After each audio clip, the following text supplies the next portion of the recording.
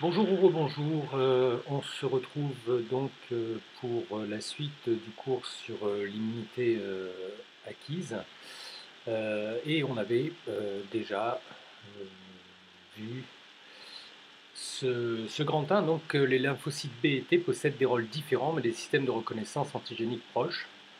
On avait vu donc avec ces deux petites expériences là qu'on pouvait montrer qu'il existait en fait une immunité qui passait par les liquides, qu'on va appeler l'immunité à médiation humorale, et une immunité qui elle est portée par les cellules, euh, par certaines cellules, notamment enfin, plus spécifiquement les lymphocytes.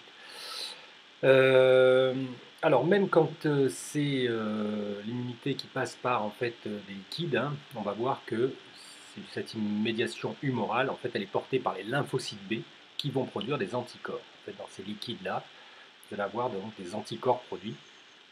Alors que quand il s'agit de détruire des cellules qui sont infectées par un antigène, eh bien, nous allons voir que ce sont les lymphocytes T qui vont agir spécifiquement. Alors, petit 2, donc les lymphocytes B et les lymphocytes T sont distinguables par certains de leurs récepteurs membranaires. Alors, voilà le canevas classique hein, sur enfin, quelque chose de très général en fait sur les récepteurs des lymphocytes B ici, qui possèdent sur leur membrane en fait des petits récepteurs moléculaires, hein, des petites protéines qu'on va appeler des B cell receptors et qui ne sont en fait rien d'autre que des anticorps enchâssés dans la membrane. Les lymphocytes T, eux, il y en a déjà deux types.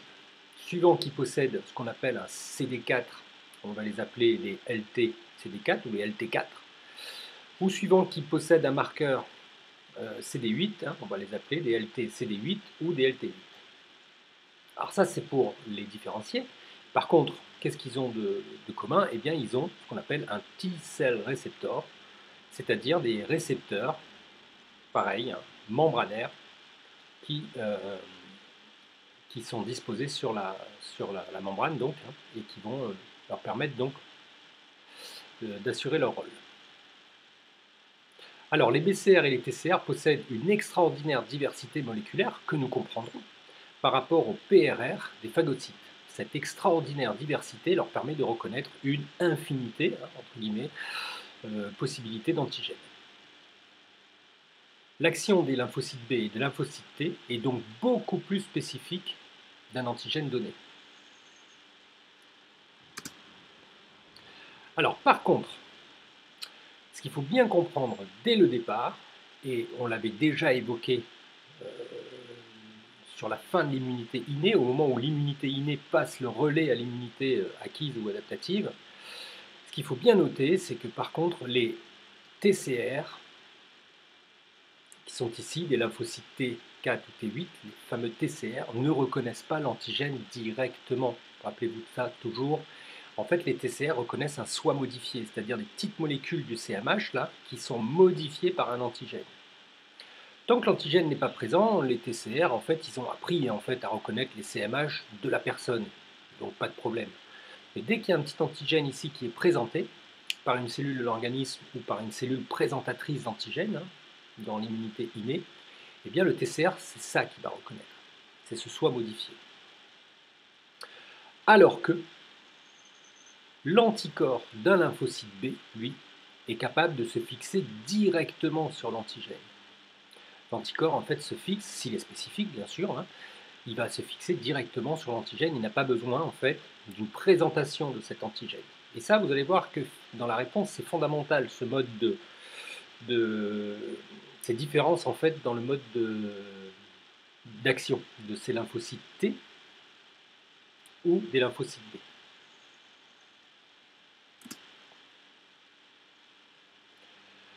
Alors commençons, grand 2, déroulement des réponses à médiation cellulaire, et commençons eh bien, par la réponse des réponses immunitaires, et commençons par la médiation cellulaire. Le LT8, à un moment donné, on va commencer par la fin, et vous allez voir qu'on va remonter le film. Le LT8, changé en LTC, agit en détruisant les cellules infectées par les antigènes. Voilà comment ça se passe. Vous avez un LT8 qui est là. Ça, c'est vraiment la fin du processus, hein, qui va devenir LTC. Voilà son TCR. Pardon, ici on a... alors là, il y a une petite erreur, désolé. Le LT8, évidemment, ce n'est pas lui. C'est lui. Ok.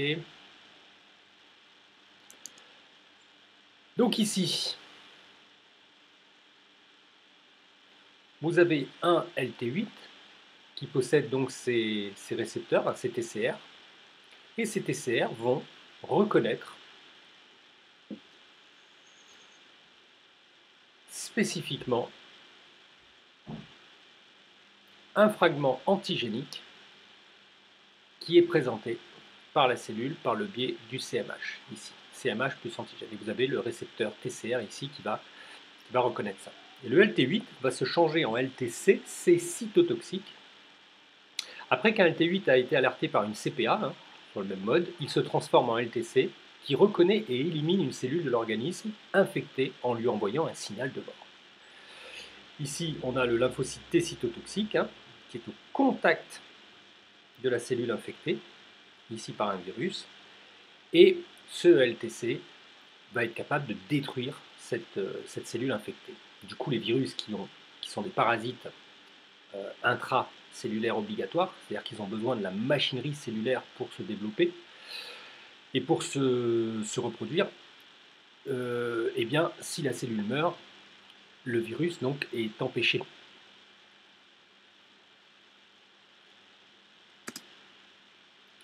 Alors, une fois qu'on a vu ça, petit 2, nécessité d'une double reconnaissance LT4-LT8 de l'antigène. On peut voir ici, dans cette expérience, je vous laisse regarder, hein, ici on a placé, donc on introduit des cellules infectées par un virus. On a des cellules qui sont infectées par un virus et on les met en contact de LT8, de LT4,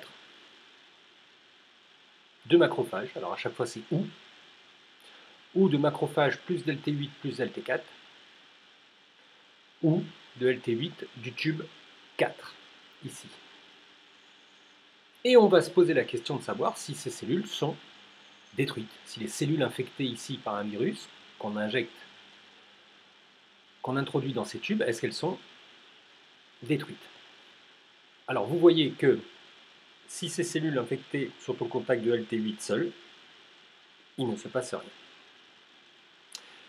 Si elles sont au contact de LT4 seules, il ne se passe rien. Pour les macrophages, pareil, il ne se passe rien. Par contre, si vous mélangez macrophages plus LT8 plus LT4, vous obtenez la destruction des cellules infectées par le virus.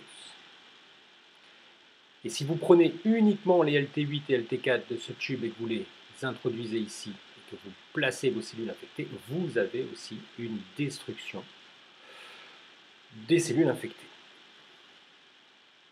Alors, expérimentalement, on peut comparer donc les choses. Du tube 5, par exemple, au tube 1.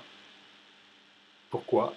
Eh bien, tout simplement parce qu'entre le tube 1 et 5, il n'y a qu'un seul facteur qui change. C'est la présence ici c'est le fait que dans ce tube, ils ont été au contact des LT4, alors qu'ici non. Et que les résultats sont différents. Ça veut dire que des LT8 tout seuls n'agissent pas. Par contre, des LT8 qui ont été préalablement au contact de LT4 et de macrophages, ils fonctionnent. Donc cette comparaison 1-5, déjà, indique que le LT8 ne peut pas agir seul, déjà. La comparaison 4-5 va indiquer que l'action ici des LT8 dans le tube 5 est rendue possible ou par le macrophage, le contact avec le macrophage, et ou le LT4. Et la comparaison 3,4 indique, elle, que les macrophages ici n'agissent pas seuls. Donc ici, on peut partir du principe que le LT8 va agir pour détruire les cellules, mais que nécessairement, il a fallu un contact avec des macrophages et ou un LT4. C'est ce qu'on appelle la double reconnaissance LT4-LT8 de l'antigène. Sans intervention des LT4, le mécanisme à médiation cellulaire porté par les LT8 ne fonctionne pas. Comment cela se fait-il? Eh bien, les CPA présentent aussi les antigènes OLT4, présentent un soi modifié OLT4, qui sont reconnus par les TCR des LT4. Et ces LT4 vont donner le signal OLT8 sélectionné, qui sont à l'affût, c'est-à-dire ceux qui ont déjà reconnu un soi modifié, vont donner le signal de se différencier en LTC, capable d'éliminer les cellules infectées porteuses de l'antigène. Autrement dit, voilà comment on peut se représenter les choses. Avant d'arriver ici à un lymphocyte T cytotoxique qui détruit cette cellule infectée, il faut donc un contact entre le lymphocyte et la cellule infectée, mais il a fallu que ce LTC, préalablement LT8, reconnaisse lui l'antigène sur une CPA. Et qui le fait aussi ça? Eh bien le LT4. Le LT4 reconnaît aussi un soi modifié par l'intermédiaire de ces TCR. À partir de ce moment-là, le LT4 s'auto-réplique, va se mettre à se diviser et il va envoyer un signal au LTC pour qu'il se différencie. En fait ici, les deux, le LT4 qu'on appelle aussi auxiliaire ou le lymphocyte T8, reconnaissent d'abord sur une CPA le soi modifié et à partir de là, le LT4 s'auto-amplifie et le LT4 va indiquer au LT8 qu'il peut y aller, se différencier en LTC et aller agir cette fois-ci au niveau des cellules infectées par le contact, la réception du soi modifié par les TCR.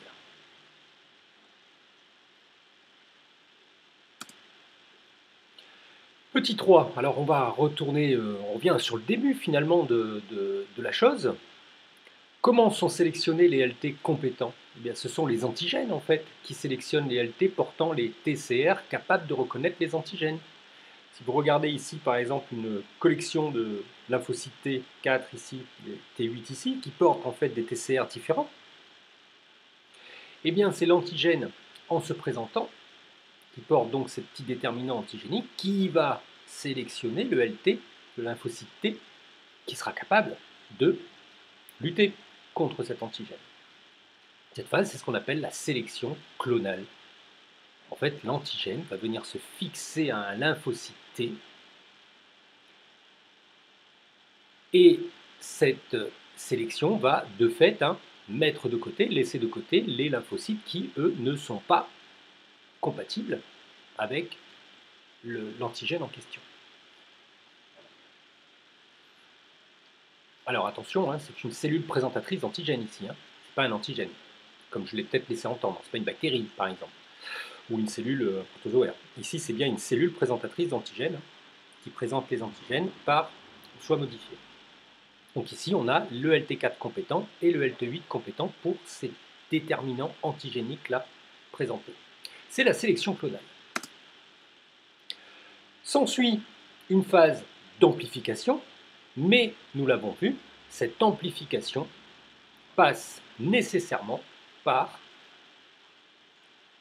une activation par les LT4 sous la forme d'interleukine. Donc le LT4 ici, qui est choisi, va proliférer et on va obtenir donc un clone du même LT4, c'est-à-dire un clone qui possède exactement les mêmes récepteurs TCR que celui qui a été choisi au départ. C'est-à-dire qu'en fait, avec ce lymphocyte compétent ici, vous allez créer une petite armée de lymphocytes T qui ont les mêmes récepteurs. Pareil pour les LT8, avec le signal interleukine du LT4, le lymphocyte T8 compétent ici constitue, par mitose, une petite armée. Le LT8 attend le signal interleukine du LT4 pour se différencier en LTC aussi, en cytotoxique, c'est ce qu'on appelle la différenciation. Ainsi, les lymphocytes T ne peuvent être activés que si l'antigène a déjà été préalablement prédigéré et présenté par une CPA. L'immunité adaptative à médiation cellulaire est un bon exemple de coopération cellulaire. Ici, petite erreur, à médiation cellulaire est un exemple donc de bon exemple de coopération cellulaire. Il faut que les CPA, donc les phagocytes, coopèrent avec les lymphocytes, ici, et il faut que les LT4 activent les LT8 pour que ça fonctionne.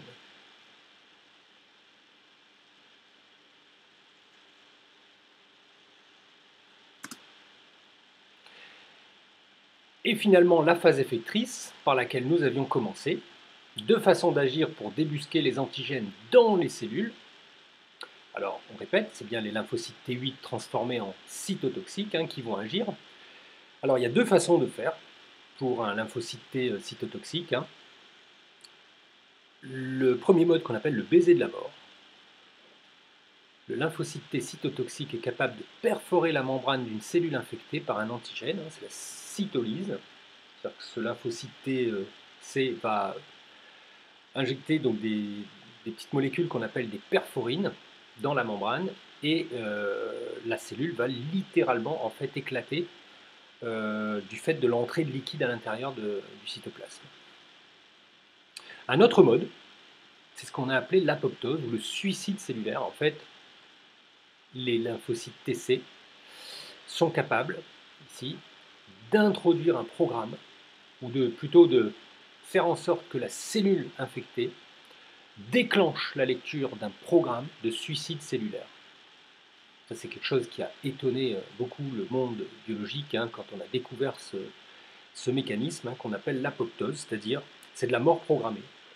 Une cellule possède un programme, partie de son programme génétique, qui, s'il est activé, place la cellule en suicide. Et le lymphocyte T cytotoxique donc, est capable de venir activer ce programme. Et là, vous avez la cellule qui est en apoptose. Vous voyez, elle se fragmente complètement en petites vésicules, ce qui fait que l'identité cellulaire n'existe plus du tout, elle n'est plus du tout fonctionnelle. Du coup, les virus qui l'utilisent ici ne peuvent plus du tout se développer dans cette cellule. Voilà. On a donc la sélection clonale, l'amplification clonale, la différenciation LT8, LTC. Alors LT8, LTC et LT4, LT auxiliaire aussi. Quand le LT4 se différencie et produit beaucoup d'interleukines, on l'appelle lymphocyte T auxiliaire. Et enfin la phase effectrice, avec les deux modes de destruction de cellules infectées. Alors, on verra dans une autre vidéo, on part sur la médiation humorale, grand B, et on va faire tout de suite la mise en évidence donc, de la spécificité des anticorps. Okay, pour ça, vous avez le TP2, que j'ai complètement refait, et il s'agira donc de la vidéo 5 dédiée à ce TP. Donc ce que je vous conseille de faire après cette vidéo 4 là, c'est de voir tout de suite cette vidéo 5 et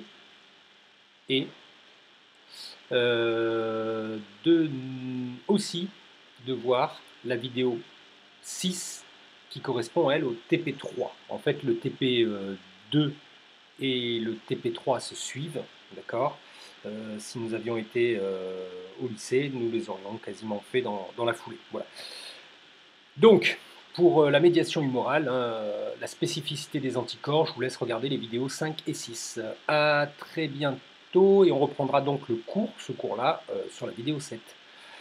Bon courage à vous!